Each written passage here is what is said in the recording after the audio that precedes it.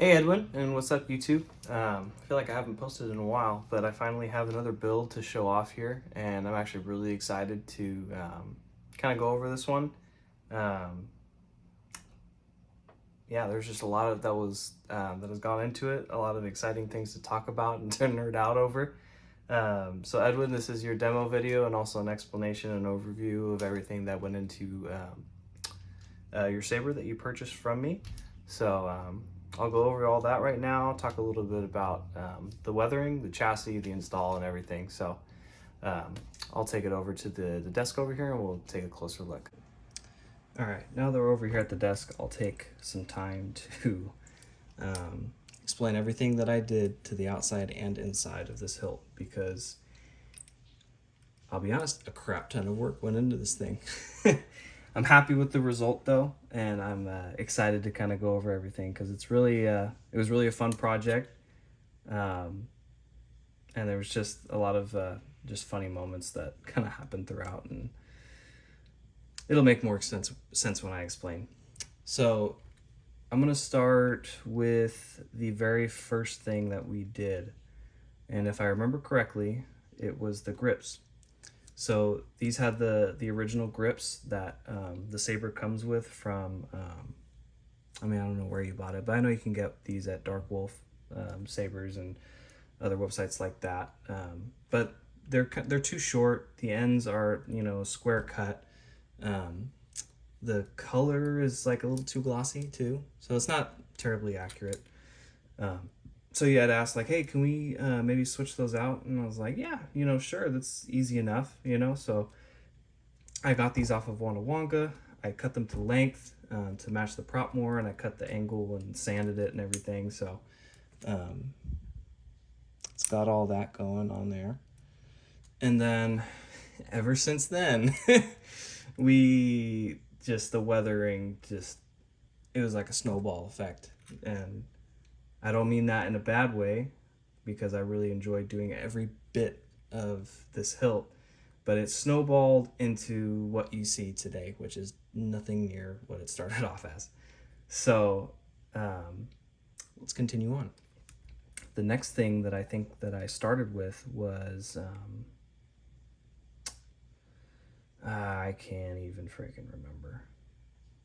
I'll just go from the top down. So with the emitter, I used like a matte black spray paint with a matte clear coat. But in the process, I would paint and then I added scratches, right? And I, huge shout out again to Sith Lord and Iron Destiny Props. They have videos and photos of their work that they've done to make a DV6 hilt, and it is phenomenal. I mean, we used those as reference photos basically, and I can't remember which account has it, but they have their finished piece, an artist's rendition, if you will, of the DV6, and then the prop above it, and they're both like the same size, and it's cropped and cut very well to where it's like you can directly compare them side by side. And their work is phenomenal. If you don't know them and you're into this saber stuff, go check them out. But anyway, so I use them a lot to be able to see all the details and get this where it is at today, because it has come a long way again. So in the emitter, I saw all these different scratches and paint scratches and chips and everything. And so some of the things I did was, take a little file and make some little paint chips, right? I also noticed there was some chipping here, so I did that. I tried to, directly compare the photo, and then, okay, scratch there, and I did that all throughout the hilt. And the other thing, if you can see it, there's different kind of elevations to the paint, different little craters. And in order to do that, I did an initial layer of paint, and then I would put kind of these ripped up pieces of painter's tape, and then I did a couple more coats after that, and then I took the tape off, and so there's different basically amounts of paint, so it creates those different elevations like I was talking about. And so that got it to look a lot more like the prop as well. And then this D-ring, I, you know, took it off, and we wanted to make sure it was slanted like that, because on the pictures that's what it seems to be like. And then this thumb screw, I had initially put a paint splotch on there, but then I saw a lot of photos where it was just clean, so I actually cleaned it up. This little kind of piece right here, these corners were just square, but I noticed that they were rounded. I don't know why it's doing that. So I ground those and rounded those out. And that got the same paint treatment as the emitter. The control box section got the same paint treatment as well.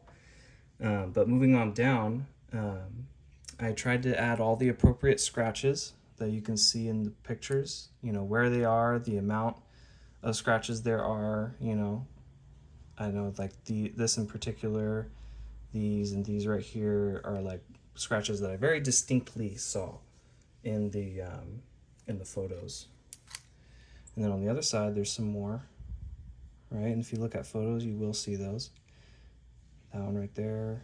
These are of note over here as well. There was some on the thumb screw itself. This pin, you had actually pointed that out, and you were kind of not calling me out, but you were, you know, keeping me accountable and saying, hey, you know, I think that's actually missing on the prop. And I was like, oh shoot, you're right. So I got that off for you. Oops. And then these screws, they have a sort of rusted look to them on the prop. And so I felt like a painter with a freaking just paint palette, and I mixed, you know, 3 different paints in different ratios until I got it to look like rust. And that's actually the same thing you see on this blade plug, which I forgot to mention earlier. On the prop, let me orientate this the correct way. This little chip is facing forward. So on the prop, you can see that this is crudely cut. And this, as you might know, is actually the rod for the blade, which had that reflective material on the outside and that spun. So that's what kind of gave it that lightsaber blade effect back in the day. So for this, they cut that off. And so I imitated that crude cut with a mini grinder. And then, next is the this finish here.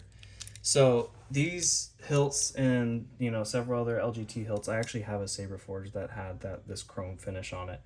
But at one point, you know, like I said, we started going down the hill of this whole weathering journey, and you know, one big challenge was getting this finish to be more accurate. And you know, it started off chrome, but you had somebody weather the hilt, whether that was you or somebody else. I can't remember for certain, but I know how it started, and I know what the other person did.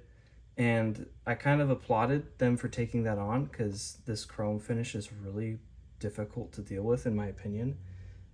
There's not really anything you can do with it without making it look ugly until now.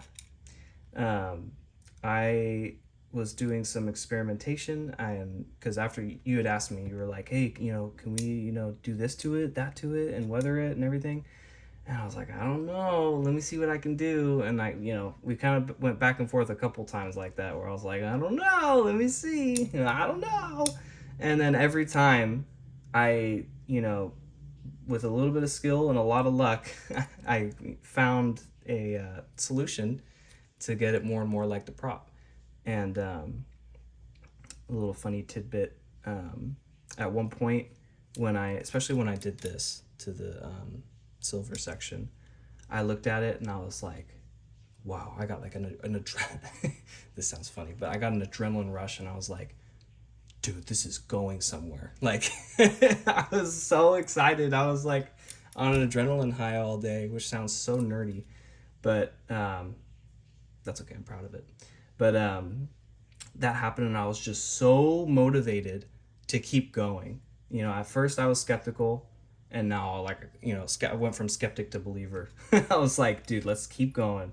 And you just mentioned, you know, detail after detail, and I was like, yes, I see that. You know, there's also this and that, and we just gave this thing a whole darn makeover.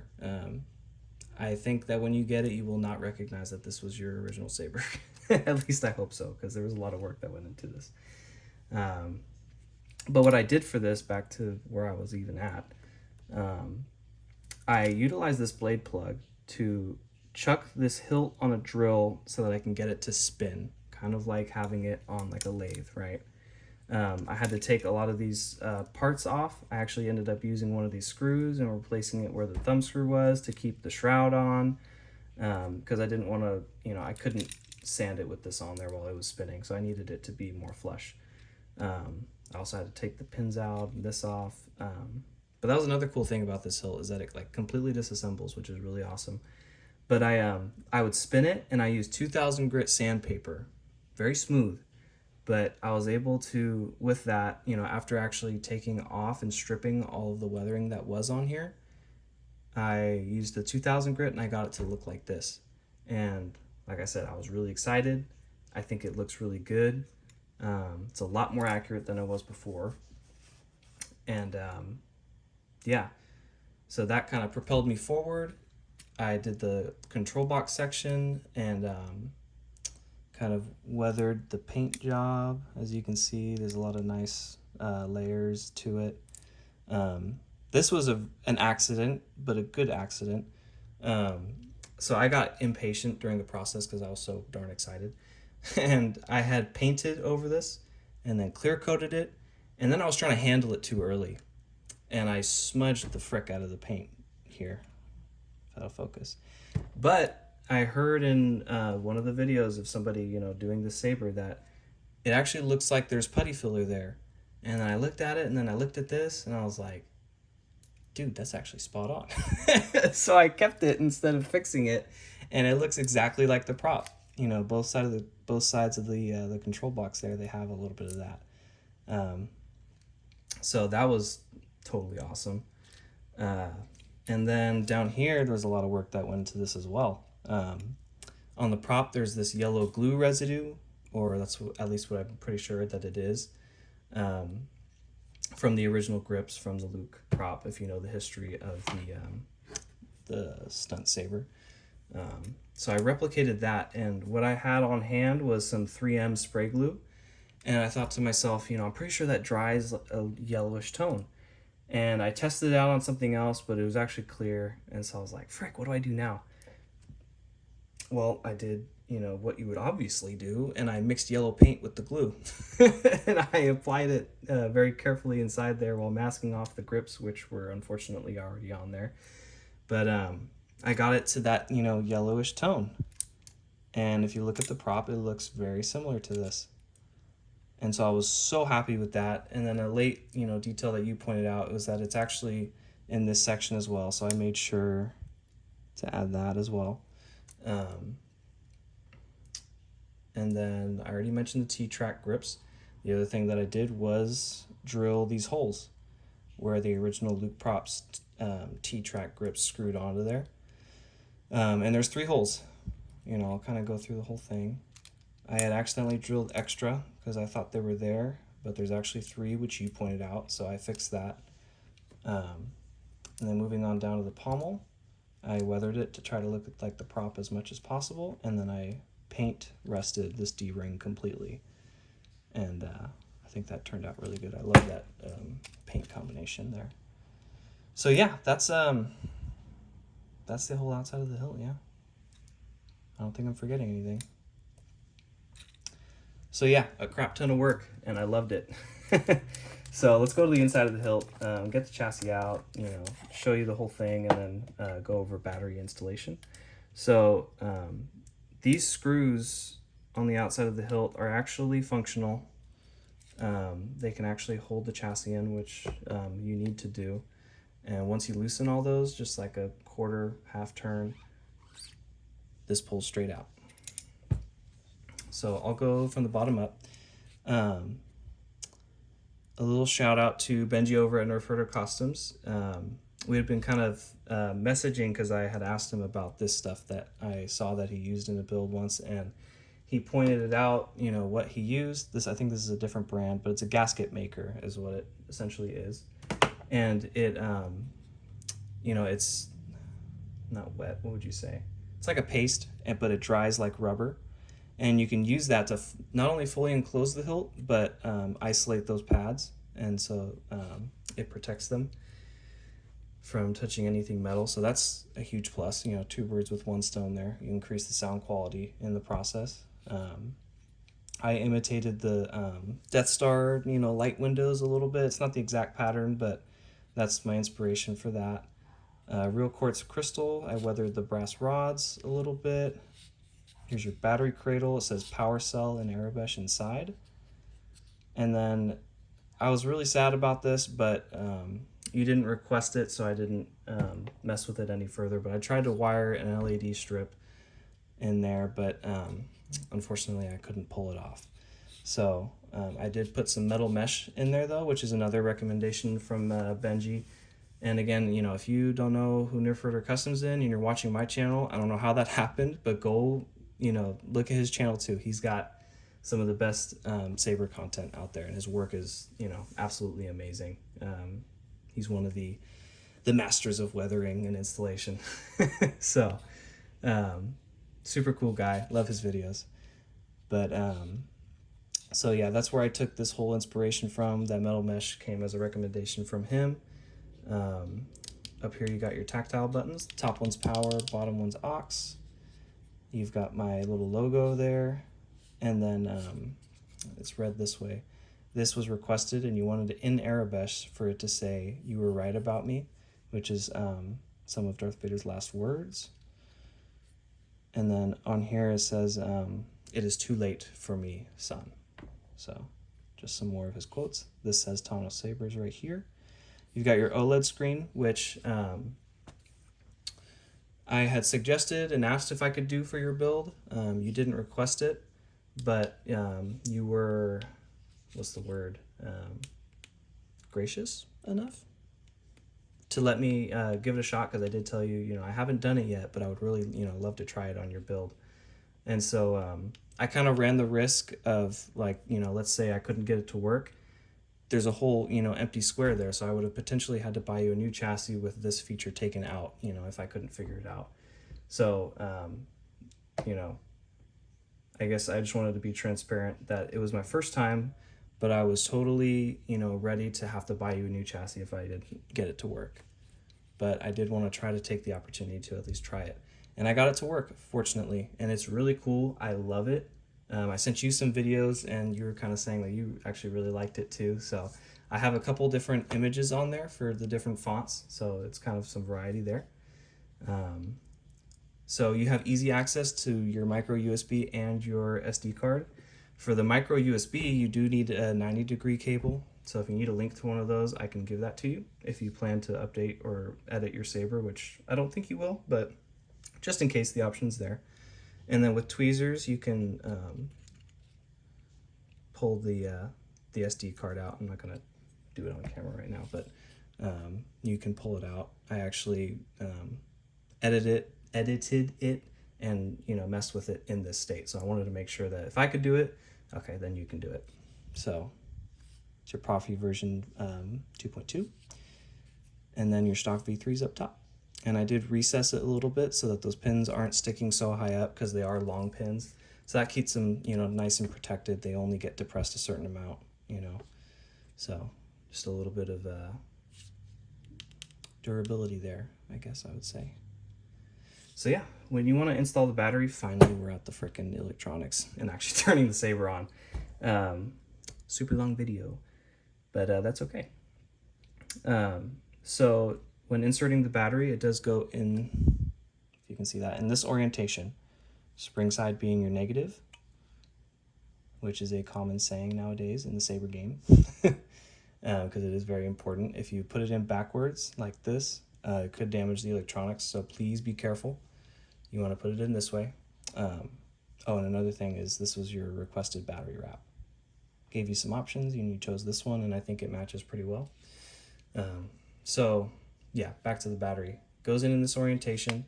What I like to do is put it, you know, obviously spring side first, because you can push down and in. You're right.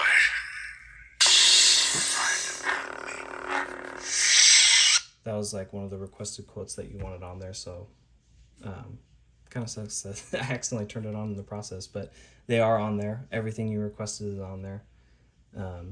Return of the Jedi only with its 3 variants. So, and then down here, the crystal does slowly pulse, but it never pulses to a completely off state. It just gets dim and then lights up again, dim and then it lights up again. And then when you turn it on, it does a little flash and then it flickers just like the blade. And you do have twist on, twist off, and swing on. That's how I accidentally turned it on a second ago. So this is a good opportunity to show you the OLED as well. So here's one of the images.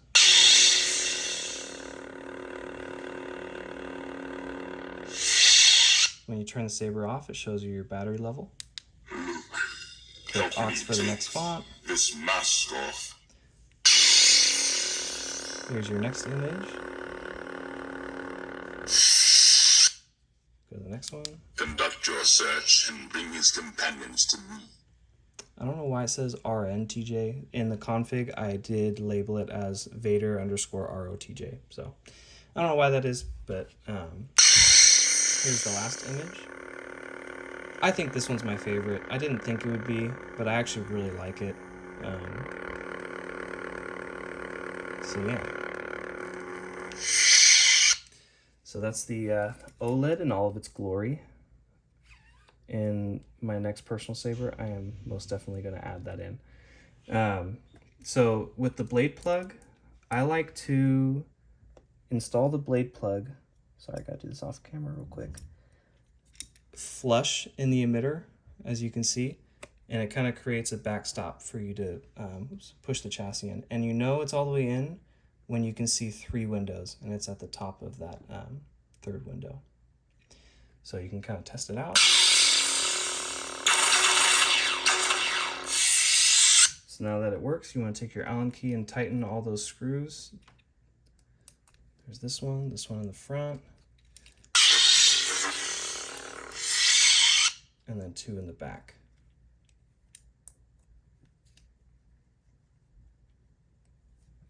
There we go. Now your chassis is not going anywhere. Where's the grip? There it is. One thing from another YouTuber that I got, I wish I could remember who so I can give them credit, but they mentioned that they use white lithium grease for the threads, and I absolutely love it. I saw some at Ace Hardware and I picked it up, and now it goes on buttery smooth. So that'll help protect those threads and, you know, keep them functioning nice and well. So you can test your saber again.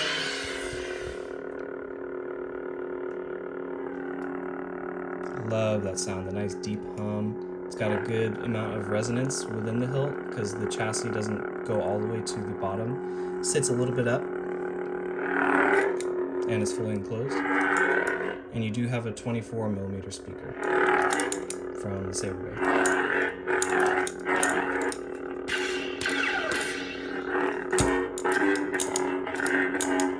Some flash on flash.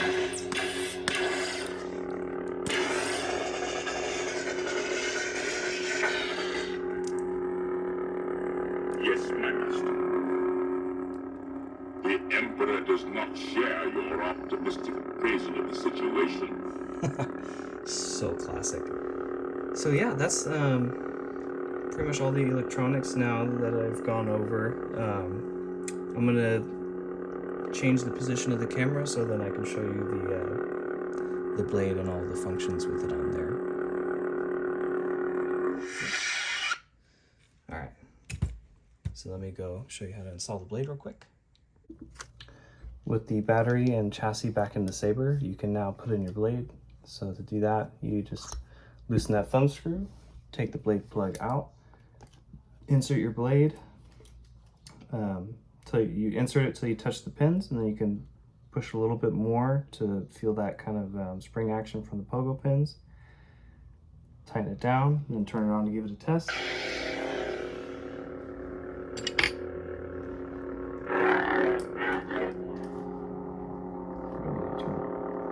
Push it a little bit.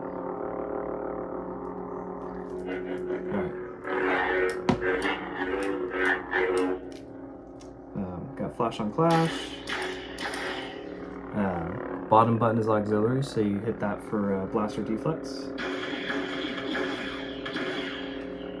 I think hold aux and tap the saber to do the clash or the lockup. And I believe it is responsive, so moves with the angle of the saber. To do the lightning block, I believe it's aux and tap power. Nope. See, that's the color change. So, and then you can hit power to lock it in again. Let's just I'll show it on a different color. See there, now it's locked in. So let's put it back on red. This way. There we go. So hold power tap aux is lightning block.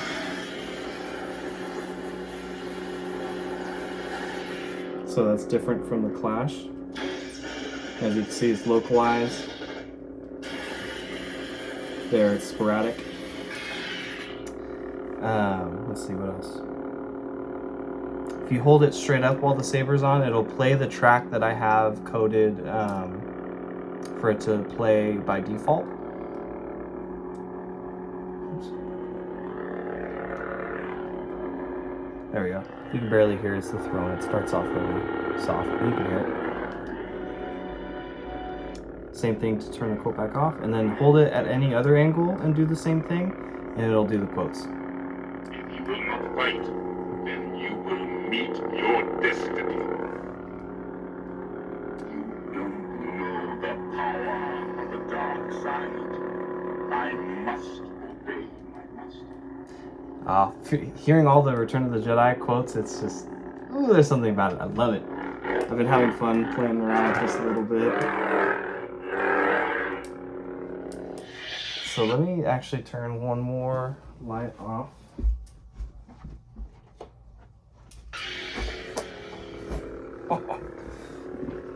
There we go, that's a little bit better. Maybe I'll turn this one on, but dim.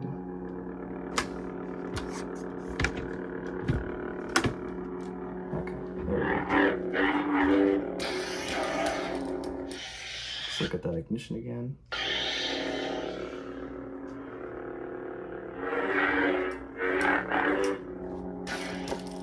All right, next quote. So the 3 quotes that I have on there, I think I maybe explained this earlier. I can't remember, so I'm just gonna explain it one more time.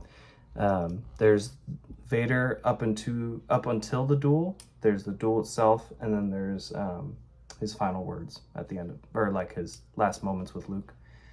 So that was, I think, the duel. So let me go back one, I believe. Conduct your search and bring his companions to me. Conduct your search and bring his companions to me. You may dispense with the present tonight. I'm here to put you back on schedule. So that's like the beginning of the movie there. Luke, help me take this mask off.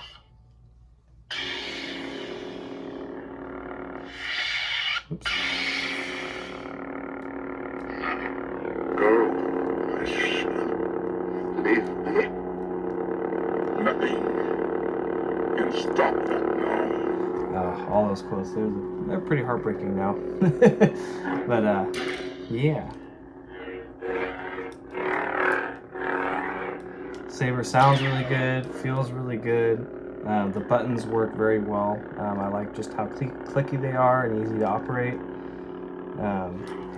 Get that little bit of shine through there, a little bit through the thumb screw. You kind of see that. Let's see. Trying to think if I'm missing anything, but I think that's pretty much it. So, I am gonna now take the bleed out. Let me turn this back up. Not that. Come on now. All right, now it doesn't even want to turn off. Thanks. There we go. All right, so just reverse order. You loosen the thumb screw, blade comes right out. Put the plug back in. And then let's actually take the battery out as well. So again, use the Allen key to just literally like a half turn on all of these, except for this one right here. And then what you can do is take the grip off. This slides right out. Too fast. And then again, I think I showed this earlier too, just tap this part of the chassis onto like a surface like a desk, battery pops right out. And then you can just stick this back in for safekeeping.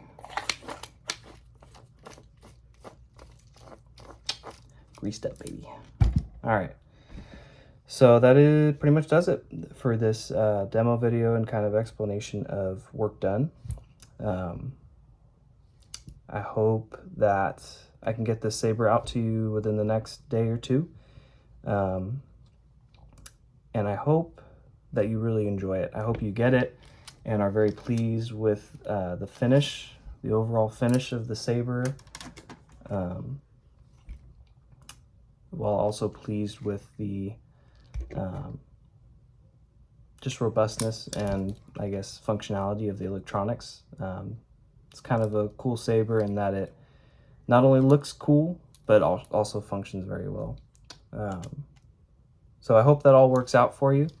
Hope you enjoy it. I hope you play around with it, put on display, whatever you'd like. But yeah, I just also wanted to take a second to thank you again for your commission, Edwin. You have been a wonderful customer to work with, and kind of said earlier, just this project has been really fun. I got to admit, this is a prime example of why I do this hobby. So thank you for that opportunity. I hope to see you as a returning customer for any other saber needs that you have, or if you ever have any problems with this one, you can always reach out to me. If something breaks and whatnot, we'll work something out. I want you to have this for a long time. I want it to work. And yeah, so thank you again. I hope you enjoyed the video, this stupid long video. I don't think anybody else will watch it in its entirety, but that's okay because this is for you and anybody else that might be interested in this saber or just a saber in general. So, all right, I'm done talking. So thank you again for watching the video. If you have any questions, feel free to reach out to me. Any last minute additions, feel free to message me and we can work that out. So yeah,